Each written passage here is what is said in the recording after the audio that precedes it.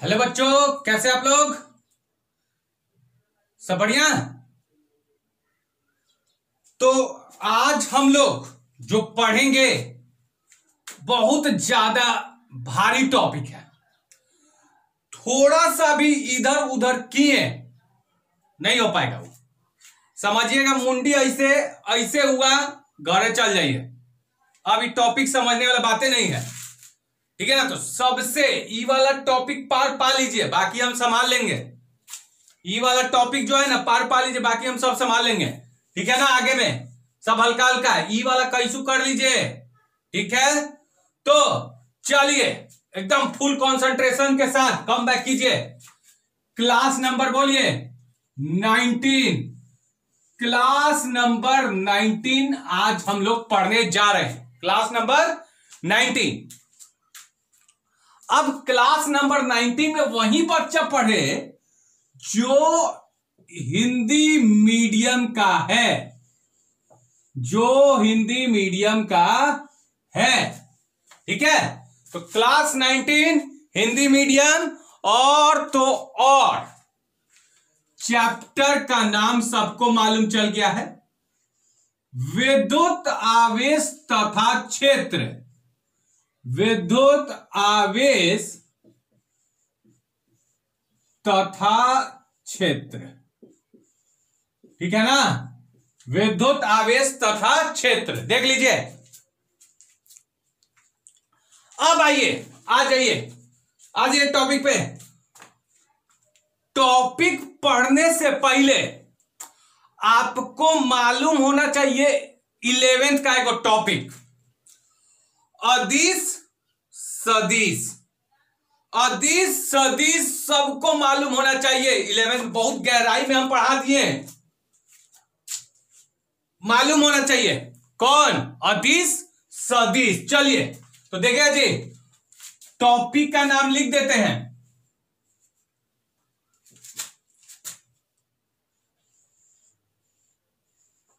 Coulomb के नियम, Coulomb के नियम का स्थिति सदिश में व्यंजक उतार लीजिए जी जल्दी, एकदम 2 सेकंड के अंदर। कूलॉम के नियम का स्थिति सदिश में व्यंजक। क्लियर? ठीक है, चलिए आ जाइए टॉपिक पे। तो सबसे पहले तो स्टार्ट करेंगे, हड़बड़ी कोई नहीं है।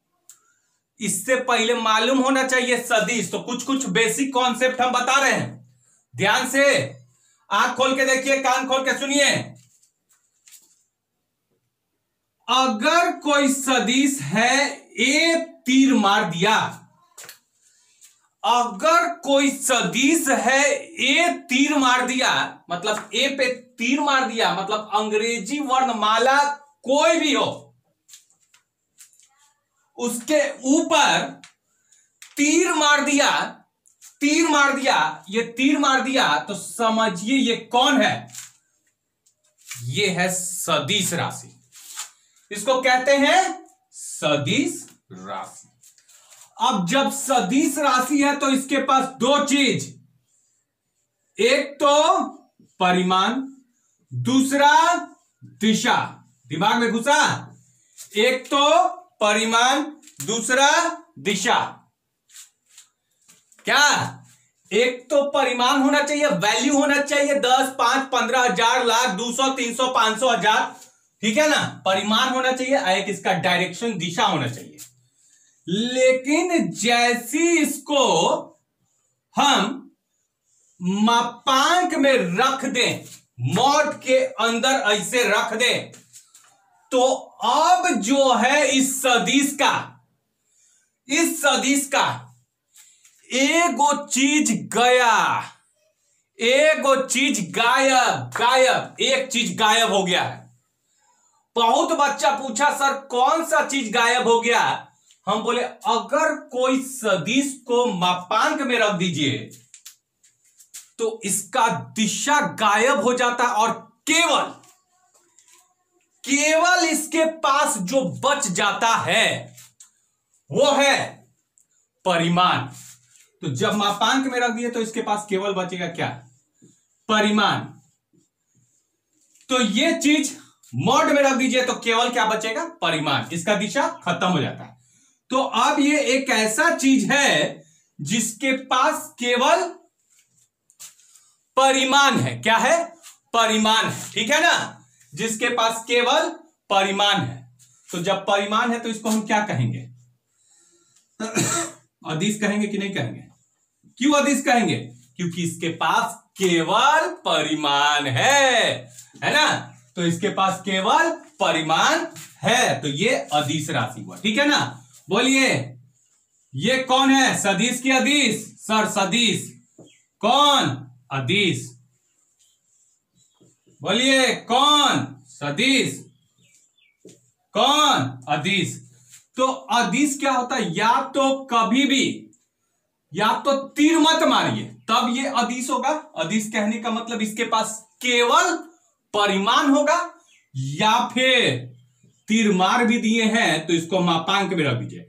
ये और ये दोनों एक ही चीज होगा, दोनों अदिश है। ठीक है। दूसरा आपको जानने का यह बात है कि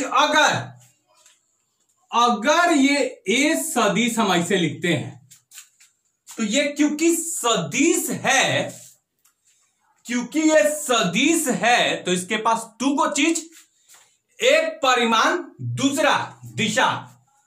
तो यहां पे हम लिख दिए, मान लेते हैं ये कौन है? ये परिमाण है क्योंकि अदिश है। ये क्या है? अदिश है। अदिश माने परिमाण। तो किसी सदिश राशि का केवल परिमाण तो नहीं होगा, इसका दिशा भी होगा। तो दिशा दिखाने के लिए एक कौन चाहिए? दिशा दिखाने के लिए क्लास नंबर 18 में एकांक सदिश। तो ऐसे लिख देते हैं। तो कहीं कहीं हम ये भी लिखेंगे, आज यूज करेंगे कि कोई भी सदिश है तो इसके पास परिमाण हुआ और साथ में ये कौन है? एकांक सदिश, दिशा हुआ। तो अगर कोई टोपी पहन ले तो कौन है? एकांक सदिश। क्या काम? दिशा दिखाना। कल तो रटवा दिए थे। चलिए हो गया ना। अब आइए टॉपिक पे आते हैं। मान लेते हैं कि ये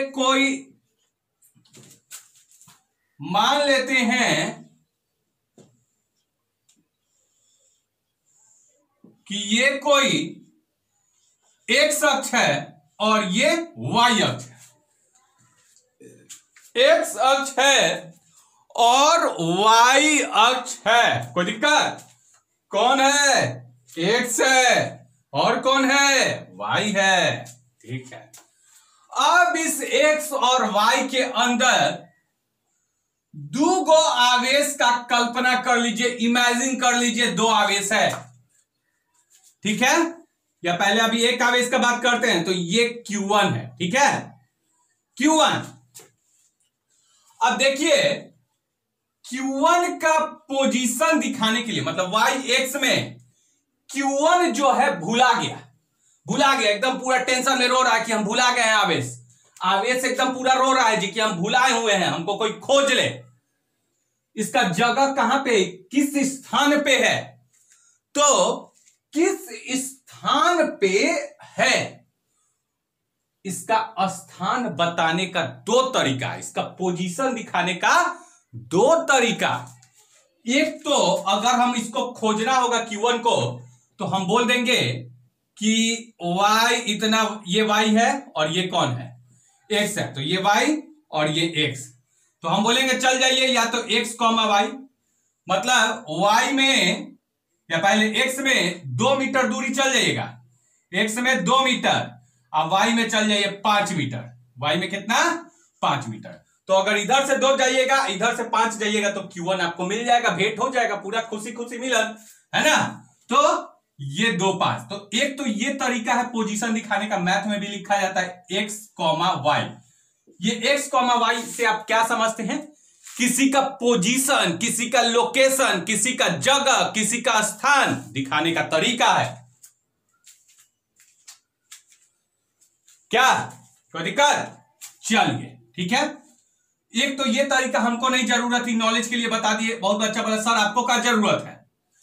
बहुत बच्चा बोला कि आपको जरूरत क्या है सर, और क्या जरूरत है आपको? हम बोले देखिए एक और तरीका है, मान लेते हैं Q1 आवेश है। एक तो खोजने का तरीका हम बता दिए, x, y, x, y खोजने का तरीका। दूसरा तरीका होता है स्थिति सदिश। जैसे हम लोग भी अभी पृथ्वी पे है ना, तो हम लोग को भी कोई खोज सकता है गूगल के मैप से, जिसको लॉन्ग लैट कहते हैं, लॉन्गिट्यूड एंड लैटिट्यूड। ठीक है, इन दोनों की मदद से हमको खोजा जा सकता है। ठीक है ना, उसी प्रकार से इसको भी खोजने के लिए x, y। ठीक है ना। तो अब आइए, ये सब छोड़िए, तो बाहरी नॉलेज है। आइए अब Q1 को खोजने का तरीका सुनिए। हम बोलेंगे ना कि जाइएगा मूल बिंदु से कितना दूरी पे? 5 मीटर दूरी पर। ठीक है, और कितना डिग्री पे? 45 डिग्री पे जाइएगा। तो हम बोलेंगे, बोला एगो लड़का आया मेरे पास, सर मेरा Q1 भुला गया है, एक्स में और वाई में, पूरा रो रहा है कि सर मेरा Q1 भुला गया, आवेश भुला गया है एक्स और वाई में। तो हम बोले सुनिए ना, वो काम कीजिए, एक्स से 45 डिग्री पे, एक्स से 45 डिग्री पे 5 मीटर दूरी चल जाइए। एक्स से 45 डिग्री पे 5 मीटर दूरी चल जाए, भेंट हो जाएगा आपके Q1 से। तो एक तो जगह पता करने का ये तरीका, तो इस तरीका को हम यहां पे स्थिति सदिश कहेंगे। स्थिति सदिश बताएंगे। स्थिति सदिश क्या है? इसका स्थान को बताएगा। स्थिति सदिश क्या होता है? जो इसके पोजीशन को बताएगा। ठीक है, तो मान लीजिए अगर ये Q1 है, 2 बनाते हैं, एक ये, ठीक है। मान लेते हैं ये एक आवेश है Q1 और ये एक आवेश है Q2। अब दोनों का जो स्थान बताने वाला है वो है स्थिति सदिश। इसका स्थिति सदिश है R1, और R1 क्या है? इसका स्थान को बता रहा है, इसके पोजीशन को बता रहा है, इसके लोकेशन को बता रहा है। स्थिति सदिश क्या है? इसके जगह को बता रहा है कि कहां पे है। उसी प्रकार से Q2 क्या है? Q2 का स्थिति सदिश क्या हो गया? R2। दिमाग खोल दीजिए, बहुत भारी है लेकिन समझा के छोड़ेंगे कैसू। 1 घंटा चाहे 5 घंटा लग जाए, चाहे मेरा पूरा 10 GB नेट खत्म हो जाए, समझा के छोड़ेंगे। हो गया क्लियर? चलिए अब ध्यान से सुनिएगा। 2 आवेश है Q1 Q2, मान लेते हैं इनके बीच कोई दूरी होगा। ठीक है, दूरी का बाद में बात करेंगे। कोई दूरी रहा होगा, कोई दोनों आवेश के बीच में दूरी है। हम मान लेंगे दोनों आवेश में के बीच में वायु है, निर्वात है, मुक्त आकाश है ना। ठीक है, चलिए अब हुआ क्या कि Q1 जो है Q2 के ऊपर, दोनों एक दूसरे के ऊपर बल लगाएगा। क्लास नंबर 18 में बता चुके हैं, प्रूव भी किए थे। दोनों एक दूसरे के ऊपर बल लगाएगा जी, दोनों एक दूसरे के ऊपर बल लगाएगा। तो देखिए Q1 लगाया Q2 के ऊपर। तो आज हम क्या करने जा रहे हैं? कूलॉम के नियम को स्थिति सदिश के रूप में लिख देंगे। कूलॉम के नियम को स्थिति सदिश के रूप में लिख देंगे। किसको? कूलॉम के नियम को। ठीक है, चलिए देखिए अब हुआ क्या। पहले Q1 जो है इस पे बल लगाएगा कि नहीं लगाएगा? बल लगाएगा कि नहीं लगाएगा? लगाएगा। इसको प्लस है, ये भी प्लस है, तो बल लगाया, धक्का मारेगा। तो इसको धक्का मारा है, इधर में ये फेंकाया। ठीक है ना। तो इसको कैसे पढ़ेंगे? बल लगा है किस पे? 2 पे। कौन लगाया? कौन लगाया? सर 1 लगाया। कल पढ़ने का तरीका बताया ना, बल लगा 2 पे और लगाया कौन? 1। बल लगा है Q2 पे, लगाने वाला 1। ठीक है, ये इस पे बल लगा है, मतलब बल किस पे लग रहा है? Q2 पे। क्लियर हुआ? उसी प्रकार से ये ये जो Q2 है, ये जो Q2 है जी, ये बोला हमको धक्का मार दिया, पूरा टेंशन में, हालत खराब, हमको धक्का मार दिया है, अब हम छोड़ने वाले नहीं हैं, अब हम छोड़ेंगे नहीं। तो ई भी क्या करेगा? इसके ऊपर धक्का मारेगा, तो ई भी कहां फेंकाएगा? इधर में फेंकाएगा, है ना, इधर में फेंकाएगा। तो जब इधर में फेंकाएगा ये ऐसे, तो बताइए इसको क्या कहेंगे? बल लगा है 1 पे, लगाया कौन? 2। ठीक है, बल लगा है 1 पे, लगाया कौन? 2। ठीक है, दोनों बारी बारी बात कर लेंगे, पहले हम इसका बात करते हैं। ठीक है, इसमें क्या है? इसमें है 2 पे। क्या है? 2 पे बल लगाया कौन? 1। ठीक है, बल किस पे लगा है? 2 पे। तो 2 पे बात करेंगे, सब 2 पे बात करेंगे। तो देखिए, एक हम लिखेंगे इन दोनों के बीच में R R2 1, आई से तीर मार देंगे, स्थिति सदिश इसको कह लेते हैं R2 1। अब बहुत बच्चा बोला ई क्या है सर? R2 1 ई स्थिति सदिश क्या है? मतलब दूरी भी है, शॉर्टकट में मारिए, दूरी है ये इन दोनों के बीच में। लेकिन R2 1 क्या लिख दिए? तीर मार दिए सर, पूरा टेंशन हो गया हमको, ये कैसे कर दिए सर?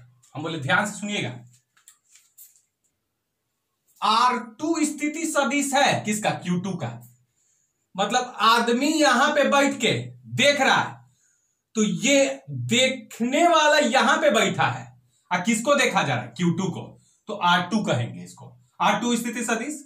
उसी प्रकार से अगर देखने वाला यहां बैठे रहेगा और इसको देख रहा है, तो इसका स्थिति सदिश R1, मतलब यहां से देखा जा रहा है इसका स्थान। ठीक है, लेकिन अगर इसका स्थान क्या है?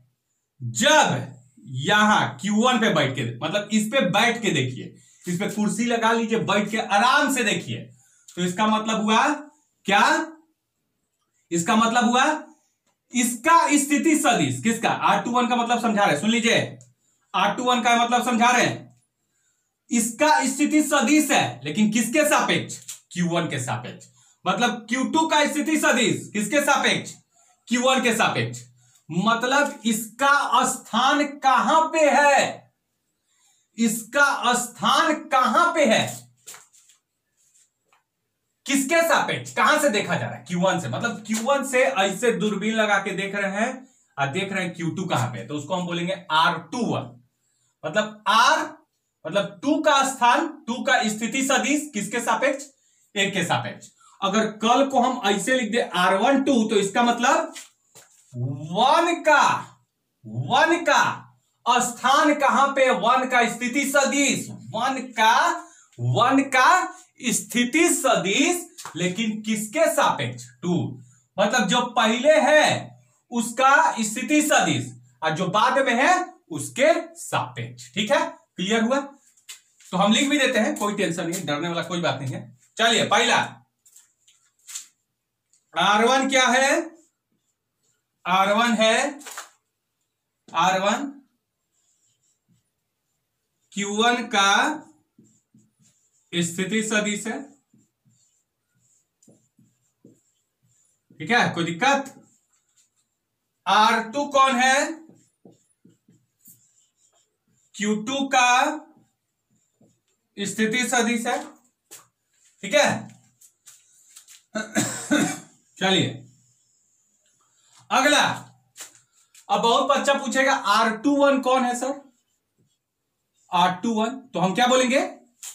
Q2 का स्थिति सदिश Q1 के सापेक्ष, Q2 का स्थिति सदिश Q2 का मतलब सब इसका बात हो रहा है, बल किस पे लग रहा है? Q2 पे। अभी हम इसका बात करने वाले हैं। अगर इसका बात करते ना तो हम R12 लिखते हैं, मतलब इसका स्थिति सदिश इसके सापेक्ष, ठीक है, वो भी बाद में बात कर लेंगे। तो Q2 का स्थिति सदिश Q1 के सापेक्ष, ठीक है। उसी प्रकार से R12 कौन है? R12 हो जाएगा, बोलिए R12 माने इसका स्थिति सदिश इसके सापेक्ष, इसका स्थिति सदिश इसके सापेक्ष, ठीक है ना। मतलब Q1 का स्थिति सदिश Q2 के सापेक्ष। क्लियर हुआ? ठीक है इतना। चलिए अब ध्यान से सुनिएगा। अब हम लिखने जा रहे हैं, सुन लीजिए, लिखने जा रहे हैं हम। कूलॉम के नियम से हम क्या जानते हैं? हम इस बल के लिए बात कर रहे हैं, बाद में इस पे किसके लिए भी बात कर लेंगे। ये क्लियर हुआ कि नहीं? R21 और R12 क्लियर हुआ? चलिए अब ध्यान से सुनिएगा।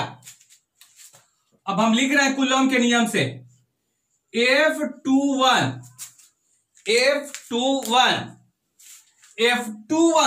बराबर कूलॉम के नियम से, मतलब 2 पे 1 द्वारा लगाया गया बल, कूलॉम के नियम से हम क्या जानते हैं?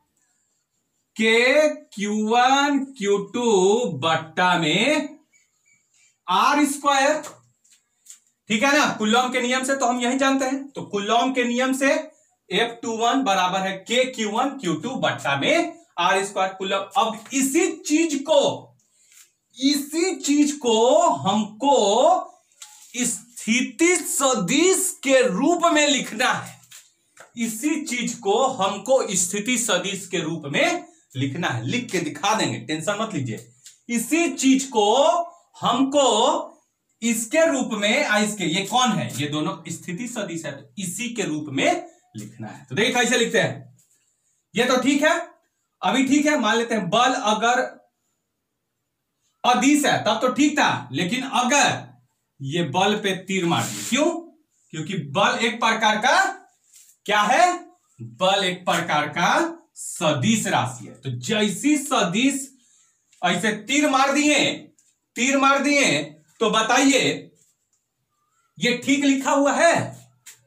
ठीक लिखा हुआ है? नहीं सर। क्यों?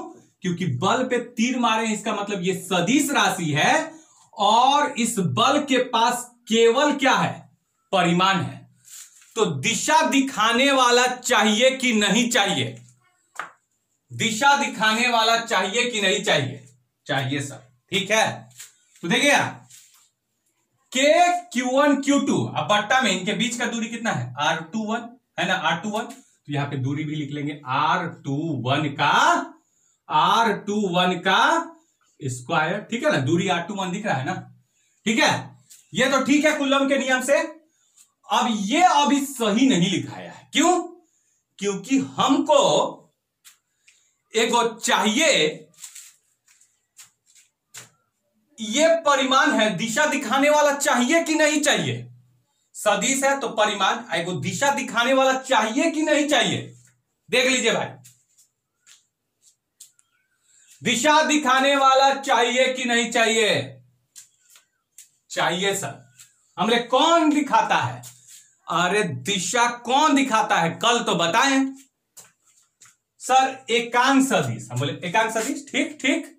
चलिए तो एकांक सदिश हम यहां से अपने से R21 है ना यहां पे, तो देखिए हम R21 लिख देते हैं, क्योंकि यहां पे भी 21 है तो यहां पे भी 21 लिख देते हैं। लेकिन ये एकांक सदिश तो नहीं है, इस पे कैप पहना दीजिएगा तो एकांक सदिश हो गया। 21 है तो 21 लिखे। बहुत बच्चा सोच रहा है कि ऐसे काहे नहीं लिख रहा है, तो हम बोले 21 है ना बाबू, ये देखिए 21 है तो इसलिए 21 लिखे। तो ये एक प्रकार का क्या है? एकांक सदिश है। तो अब ध्यान से देखिएगा, अब आ रहा है, अब खेल देंगे हम।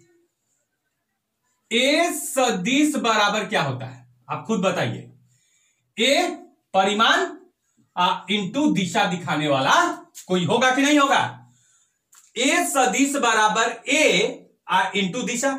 ए सदिश बराबर परिमाण, सदिश बराबर परिमाण इंटू दिशा दिखाने वाला, सदिश बराबर परिमाण इंटू दिशा दिखाने वाला। तो क्या हम एक कैप को ऐसे लिख सकते हैं, ए बट्टा में, देख लीजिए तो लिख सकते हैं कि नहीं, मतलब एकांक सदिश बराबर ए बट्टा में, ठीक है ना, यहीं से निकालिए, ठीक है ना। तो यही हम यहां पे अप्लाई करने वाले हैं ये चीज। तो F21, चूंकि ऐसे साइड में आप भी ऐसे ब्रैकेट में हम घेर देते हैं ताकि जब आप समझने जाइए तो क्लियर हो जाए आपका, ठीक है। F21 बराबर के Q1 Q2 बट्टा में R21 का स्क्वायर, ठीक है। अब R21 मतलब कैप की जगह ये बट्टा ये लिख सकते हैं कि नहीं, मतलब एकांक सदिश बराबर सदिश बट्टा में परिमाण वाला चीज। पहले तो सदिश ए बराबर ए कैप बराबर ए सदिश बट्टा में परिमाण वाला चीज। ध्यान से सुनिए, आदमी एकांक सदिश है, टोपी पहन लिया तो ऐसे लिख सकते हैं, आदमी बट्टा में आदमी, है ना, तो ऐसे लिख सकते हैं। उसी प्रकार से हम इस चीज को क्या लिखेंगे, तो देखिएगा यही चीज अप्लाई कर रहे हैं। R21 अब बट्टा में परिमाण के लिए कौन हो जाएगा, R21। तो R21 एगो स्क्वायर एगो पावर दोनों गुना हो जाएगा, तो R लिख दें इसी में, तो गुना ना हो जाएगा, 2 है 1 3 हो जाएगा। तो हम इसको मिटा के डायरेक्ट इसमें कर देते हैं, तो ये क्यूब हो गया, ठीक है ना। अब चलिए, अब आइए एक फॉर्मूला हम देते हैं, सुन लीजिए। हम आपेक्षिक वेग में पढ़ा चुके हैं कि VAB, देखिएगा ध्यान से, VAB हम क्या लिखते थे, VA माइनस VB, याद है आपेक्षिक वेग, VAB VA minus VB। VCD बोलिए क्या हो जाएगा, तो VC माइनस VD 11 का टॉपिक है अपेक्षिक वेग। VEF EF बराबर बोलिए VE माइनस VF। उसी प्रकार से ध्यान से सुनिएगा, R21 को हम क्या लिख देंगे, R2 माइनस R1, ठीक है ना। तो यहां पे F21 जो आ गया K Q1 Q2 अब बट्टा में, इसको अभी हम करेंगे, टेंशन मत लीजिए, R2 माइनस R1, 2 था तो 2 माइनस 1, तो R2 माइनस R1, ठीक है ना। तो ये हो गया, ब्रैकेट में इसको लिख देते हैं। अब ध्यान से देखिएगा, इसको यहीं पे हम खेल खेलने वाले हैं। ये कौन है, ये एक अदिश है, या तो अदिश को ऐसे लिखिए R21 या फिर R21 ऐसे तीर मार के मॉड में। बोलिए अभी बताए, स्टार्टिंग में बताए कि नहीं, अदिश को या तो ऐसे लिखा जाता है या तो ऐसे लिखा जाता है। मतलब अदिश को या ऐसे लिख लीजिए या फिर ऐसे लिख लीजिए, तो ये तो केवल परिमाण है, इसका तो मान होगा। तो ये तो एक अदिश है, तो हम इसको देखिए कैसे लिखेंगे, R21 दिख रहा है, R21, ठीक है, R21 मॉड में ऐसे करके तो नीचे लिख देते हैं, R21 मॉड में इसका ऐसे लिख देंगे, ऐसे लिखिए चाहे ऐसे लिखिए, लेकिन क्यूब तो जाएगा नहीं कहीं, तो क्यूब लिख दिए। अभी हम क्या बताएं, R21 बराबर, थोड़ा मैथ है, थोड़ा सा वेक्टर वाला चीज है, R21 बराबर R2 माइनस R1। तो इस चीज को हम क्या लिख देंगे यहां पे, R2 माइनस R1, ठीक है, मॉड में या तो ये लिखिए या तो ये लिखिए।